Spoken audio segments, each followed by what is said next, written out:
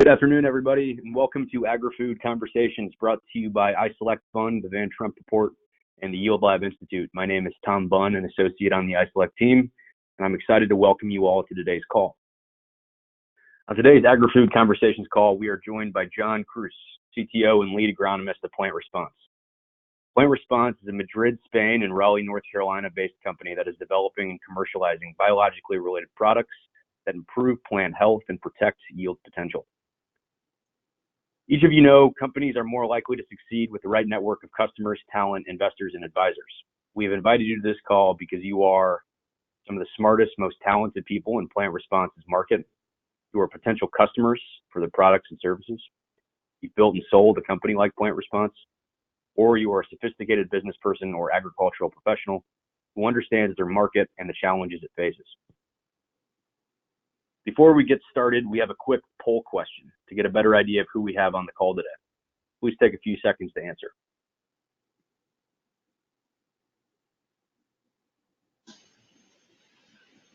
Additionally, we have a few process comments. We are not soliciting investments. This presentation is providing information about PlantResponse's products and services to help them find customers, mentors, or other strategic relationships that can help them grow their business. You are all on mute. However, you can use the chat window to ask a question. After the formal part of the presentation, we will answer as many questions as time allows. Also, we will, if you want to ask a question orally, I will unmute you, and you can ask the question directly to John. Finally, this presentation is being recorded and will be available for replay. So without further delay, I'm pleased to introduce John from PlantResponse. Take it away, John. Thank you, Tom. Appreciate the opportunity to be here and speak with all of you. And as Tom mentioned, here's some contact information that they have, and we'll move right into the presentation. So as Tom mentioned, my name is John Cruz, and I'm the lead agronomist and CTO for PlantResponse. My background is I have a PhD in soil fertility and soil chemistry from the University of Georgia. But have spent the last 5 years in the biological space, working at a previous company, and then more recently with PlantResponse. And I'm excited to talk a little bit with you today about how we are bringing science to the service of agriculture. So as has been touched on, PlantResponse is a company that was founded in Madrid, Spain by Dr. Antonio Molina of the University Polytechnic de Madrid. And so we have very deep and abiding academic roots, and it is core to our identity. And it is very much our desire and goal to bring science around this biological space into the field of agriculture. So our vision is protecting plants, fields, and farms using the science of nature. If you think about it, when a seed is planted in the field, that seed represents 100% of the genetic potential of that crop. And everything that happens from the moment that that seed is planted through to harvest is impacted either by what the grower does or by what happens in the environment, which can have either a beneficial or negative impact on the ultimate yield potential that the genetic potential of that seed had. And so we believe that there are technologies available that can be derived from nature that truly can help protect and enhance the genetic potential of a crop in terms of preserving more of that genetic potential than it would otherwise have in a particularly hostile environment that crops are growing in. So we have a proprietary technology validation platform that we'll touch on in just a minute. I wanted to move into the three categories of plant resilience, if you will, that we are conducting research in, and then talk about two of those three products here briefly today. So in our first example, we are looking at research around promoting the natural physiological processes of plants under stressful environments. In effect, we are trying to enhance the plant to be able to do better what it is already trying to do, particularly in a stressful environment.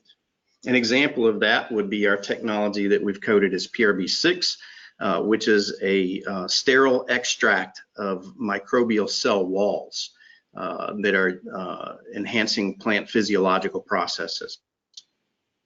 Secondly, we have research that is going on in the area of abiotic stress. So these are environmental stresses on plants such as heat and cold, drought, salinity, and so on and so forth. An example of that technology that we have is a plant metabolite derived material that we've coded as PRB33. And then finally, we have a microbial line of research. These are live microbes that the function of which is to induce enhanced nutrient use efficiency. And so an example of that is a technology that we've coded PRB110, and we'll start with that particular technology and talk about it. Before we do, I just wanted to explain a little bit about Plant Response and perhaps how it's a little bit different from a lot of companies in this space. One thing that we are not is a mass screening platform. We are not a high throughput screening platform looking at thousands of compounds to find the needle in the haystack. Instead, because of our academic roots founded in Europe, we have a very robust network of university contacts in Europe. If you think about what has happened in Europe in the past decade or more, the pressure on agriculture there has been tremendous to not only eliminate GMO technology, but also to limit the number of synthetic chemistries that are available to growers. And so Europe in many ways is ahead of the US and other parts of the world where the research on biological and compounds and products derived from nature is derived. And so we are, it's more than just a network. We are actually involved in formal EU-sponsored research programs such as SPAREC and MIRA and Boost Crop and other EU-based programs. And out of that, we are looking for technologies that are showing promise and also developing the relationship with the researchers there so that we can have a first look, we hope, at some of these technologies. So once a researcher has identified something that is of interest and we are discussing it, then what we can do is take it across our proprietary series of assays that we call our Fast Track Lab. And basically validate whether what we see is what the researcher saw, and moreover, does it actually potentially have commercial or potential value to creating value for a grower. And if we decide through that series of assays that this product candidate holds potential, then we'll take it through the series of stage gate processes that most companies have in this space, such as greenhouse stage, and then production phases, and then finally pre-commercial collaboration trials. Just to let you know, we do have a portfolio of granted and licensed patents. That's currently 11 of them, and with more in the pipeline. So we won't have time to get into all the details of these today, but just to give you a sense of the fact that we do have quite a robust IP platform and are actively pursuing that. So moving on from Plant Response as a company to talking about a couple of these different technologies. As I mentioned, we'll start with the live microbe, the PRB110. On the left side, you'll actually see a photograph of this microbe growing in a petri dish. And what it is actually a pretty novel endophyte, and so it is growing within the plant roots and is behaving as a mutualist, bringing beneficial effects to the plants. It does this by colonizing the crop roots and transferring the macronutrient phosphorus to the roots and shoots. And so through that efficient utilization and transfer of phosphorus, the plant is boosting its ability to grow, particularly under phosphate or even drought conditions. So if we take a look at the mode of action, there's actually 3 different ways that this microbe is associating with and enhancing a plant's ability to utilize phosphorus. So the first is activating a phosphate starvation response.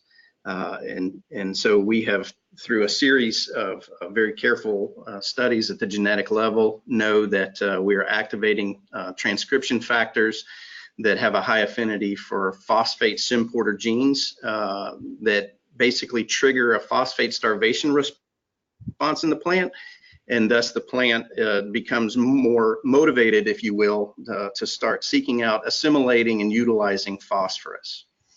The second way that this endophyte is actually helping the plant is by expanding the amount of soil or substrate that's being exploited.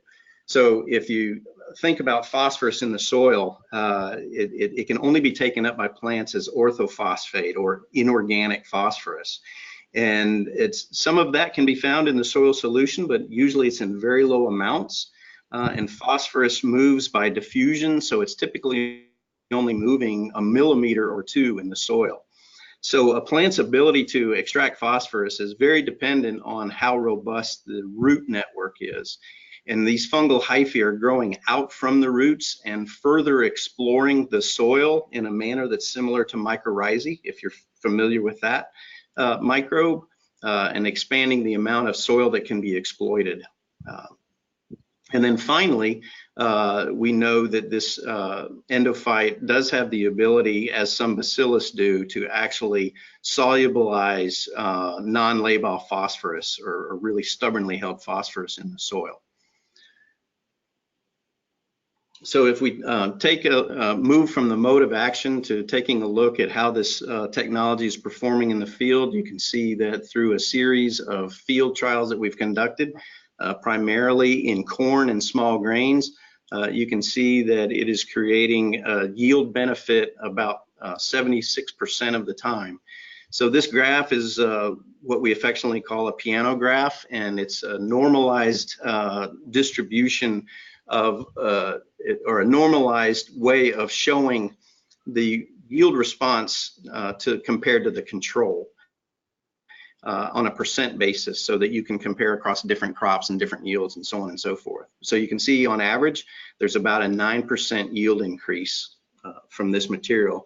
So if you put that in a monetary value, if you've grown a 200 bushel corn crop, but if you had used this microbe and it gave you a 9% yield increase, that would be 18 bushels.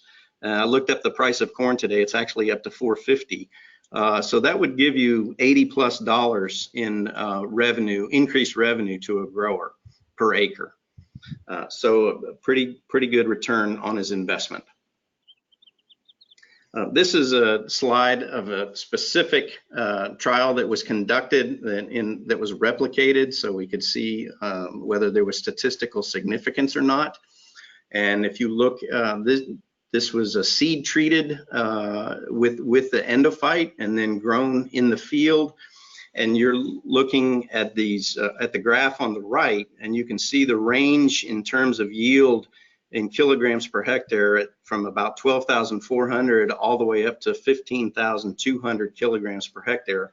So if you're more comfortable with bushels per acre, that range is roughly 198 bushels for the untreated control, up to 245 bushels for the treatment that received 10 to the 8th CFUs per kilogram of seed. So it's quite a robust response in terms of increasing yield, and you can also see that the phenotype was quite robust as well in terms of overall growth of the plant. You see increases in height, in shoot fresh weight, root dry weight, and even the density of the grain.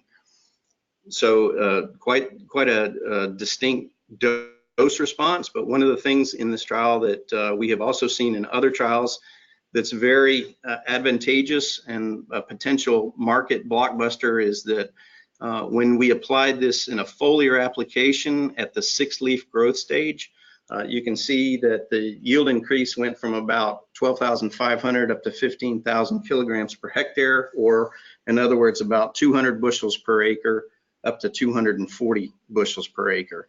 And that's a foliar application, so quite a unique way of applying a live microbe. Again, you can see that more than just the yield, there were other aspects of the overall growth of the plant that were very encouraging, including overall phosphorus uptake. So beyond the corn, I just wanted to give you a couple of more visual examples of how this technology is performing in the field. You can see, and growers actually like to see very much this early season growth and vigor. So it's a side-by-side untreated versus treated wheat plants. This photograph was taken earlier this spring in a wheat field, and then on the right in another wheat field, you can see that the height of the plants was distinctly greater. So we are very excited about this technology and looking forward to learning how it does in different environments and on different crops.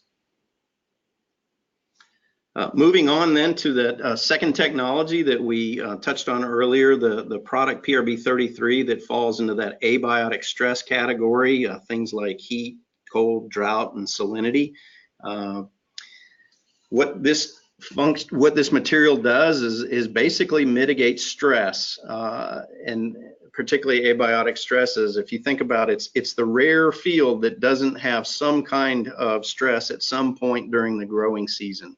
Whether it's a cold early start in the field, or whether it's high heat during pollination, or transitional drought, even when things seem to be at their optimal conditions, you can have these transitional stresses that reduce your overall yield potential. And the PRB33 helps mitigate these stresses. It also helps increase the survival rate of plants, particularly younger plants, during germination. What it is in particular, it's based on an actual plant metabolite. So this metabolite is a very simple compound that's found in plants, but it's also found in most living biological organisms, including people and animals, and quite abundant in fish, actually. But what the researcher discovered was that was sort of the aha moment, was that when plants undergo abiotic stress, such as say a cold or a drought situation, plants themselves actually increase the amount of metabolite that it expresses. So what you see in this graph is about 400 micromolar expression of this metabolite in a tomato plant when it was not under any kind of stress conditions. But when tomato plants were placed under chronic drought stress for 7 days, you can see that there was about a 3-fold increase in this metabolite coming directly from the plant. Now, we as a company are not trying to squeeze the metabolite out of plants in order to be able to sell this product. That would not be practical, but we do have a highly pure, chemically synthesized version of this plant metabolite. So in essence, what it is doing is it's functioning as an osmoregulant. So when you apply this material, particularly in a foliar application, for instance, you are basically enhancing the plant's ability to do what it is already trying to do under a stressful situation. And the key is that because it's acting as an osmoregulant in the plant cytoplasm, it's allowing proteins and enzymes to continue to function even when the cytoplasm is losing water or is under some kind of osmotic stress, for instance, from a highly saline or sodic soil. And so the result is that plants that have been treated with this PRB33 and then have undergone some kind of stress, for instance, like drought stress, what we have observed is lower amino acid, lipid, and peptide turnover. And if you think about it, a plant that is not having to burn through all of these building blocks of its functional capability has more energy left over to be able to put towards its life function, including yield. So what you see in this photograph is plants that have undergone severe stress. These are tomato plants. The plants on the right were treated with the PRB33 and the plants on the left were not. Both are actually subjected to the same level of severe stress. And then incidentally, we also have a license to the patent on the genetic expression of this plant metabolite in plants for uses in agriculture. So just to perhaps provide another picture of what we just talked about, this is a naturally produced compound that is acting as an osmoprotectant. And you know, as we know that with proteins and enzymes, the function is highly dependent on the form of the protein. So if you denature a protein or an enzyme, then it ceases to be able to function, and so, because it's losing its shape and it's losing that lock and key mechanism. And what this metabolite is doing is allowing these enzymes and proteins to maintain their shape through these transitional stresses. Now, this material does not replace water. Obviously, it absolutely is not a substitute for water, but when there's a moderate stress, it can definitely help the plants. Just a couple of field trials as an example of how this is performing in the field. Again, if you look across this piano graph, you can see the percent yield change compared to the control. You can see that it's having a positive effect about 3/4 of the time, which in the biological space is pretty robust. Also having an average of a 9% yield increase. We've tested this quite extensively. You can see in all the crops that we've tested this in on the left. And then we've also taken this out into the field as well, and conducted these trials on large demonstration plots with growers. An example of how this material is working in a highly controlled environment. These are tomato plants that were grown at Virginia Tech and the University of Kentucky, both under stressed and non-stressed salinity conditions. And you can see across in that little table on the right there in terms of fruit yield, you can see that across both no salt and salt stress conditions, both at Virginia Tech and the University of Kentucky, there was a strong trend towards increased yield regardless of stress, and overall an 18% yield increase averaged across those different locations and stresses. This also has been taken and tested, as I mentioned, out in a large scale. So this was a couple of commercial scale trials that were conducted in the south of Spain with growers. And you can see at one location in Romero, even though it says unstressed, it does get very hot there. So while a lack of water was not particularly the stress, it was a very hot environment, and still a 22% yield increase that was statistically significant. And at the other location in Atalaya, they actually didn't anticipate, but they had a malfunction in their irrigation system that led to an overall decrease in yield. But the presence of the PRB33 actually allowed for about 1/3 greater yield compared to not treated. We have tested this material also in arable crops or row crops, and so this is an example of several trials that we've conducted in oilseed rape, or you may know it as canola, and across multiple locations and years. And you can see that we've gotten a very good response in canola. We're quite excited about that, about a 10% yield increase. And you might be able to detect in the picture, the right-hand side of the photograph is the treated strip in the grower's field, and the left-hand side is the untreated strip. And so you can see much more robust flowering that led to increased yield. Similarly in barley, it's also performed very well. Barley is a major crop in Spain, and they grow quite a bit of it, and we've had very good success there, about an average 16% yield increase. Finally, we have also tested it in almonds and in apples, and are looking to do more testing in the future in orchard crops. But in this particular trial, for instance, in almonds, We applied it twice at a half liter per hectare rate. Typically in the vegetable crops, we're going at higher rates. It's anywhere from 1.5 to 3 liters per hectare in vegetable crops at multiple applications. But in this case, you can see that there, in this block trial, there was a 12% yield increase from just 2 applications in almonds. So this could be very, very valuable in places like the Mediterranean basin and of course California. And one of the things that is particularly notable about this technology is how flexible it is in its use. So we are still working on the right dose rate, but you can apply it as a seed treatment.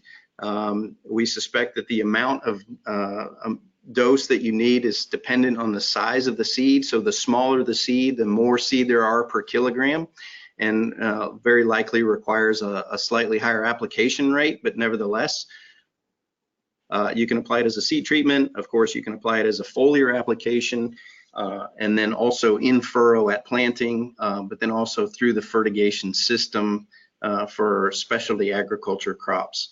So this is actually a photograph of a processing tomato trial that is inside of a lemon trial that we are conducting out in Ventura County, California this year.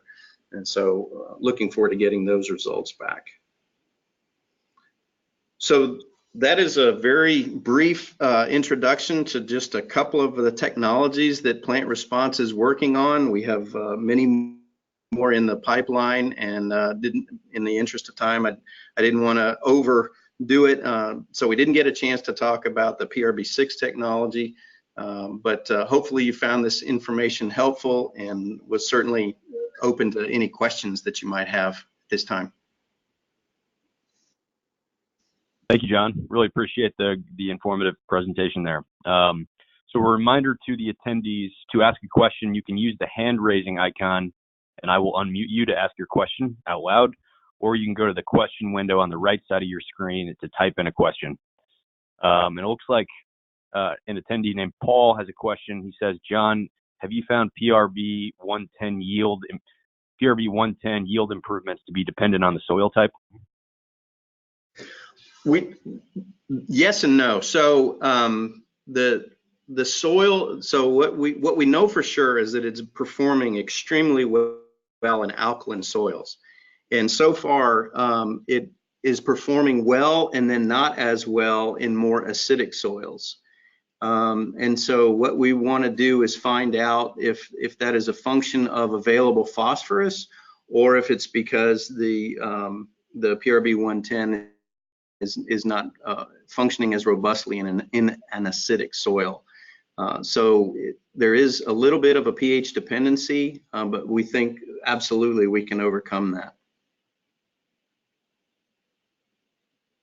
Great. He has a follow-up question. He says, are PlantResponse products labeled for use on organically certified crops? Well, that depends on the technology.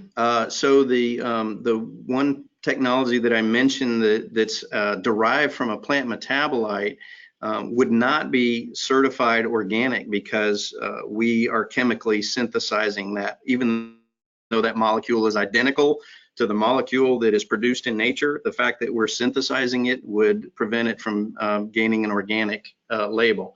However, the PRB6 in Europe has already obtained organic certification, and there's absolutely no reason why the PRB 110 technology couldn't be certified organic once it goes through that process, being a live microbe.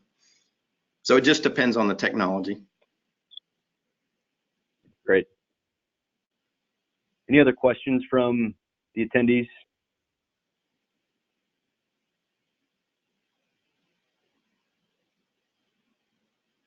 I'll give it another minute in case people are typing. Sure thing. Well, in the meantime, John, one thing we always like to do is ask what the audience can do to help you out. So what sort of things, as you know, we have a diverse group of people on the line here. What sort of things can a group of people like this help PlantResponse out with at this point? Well, our CEO, Tom, would probably be the one that could answer that more thoroughly than myself, but we are certainly still in a late phase of our Series B funding round. And I don't think Tom would get his feelings hurt if I mention the fact that there's an opportunity to still join that Series B and become an investor in PlantResponse. Great. Appreciate that. Okay, well, unless there are no other questions, John, I'd like to thank you again. Thank you all for participating in the webinar. If you would like to learn more about PlantResponse, please let us know by answering the poll question that just popped up on your screen. And as a reminder, we host these calls every week at 3 p.m. Central.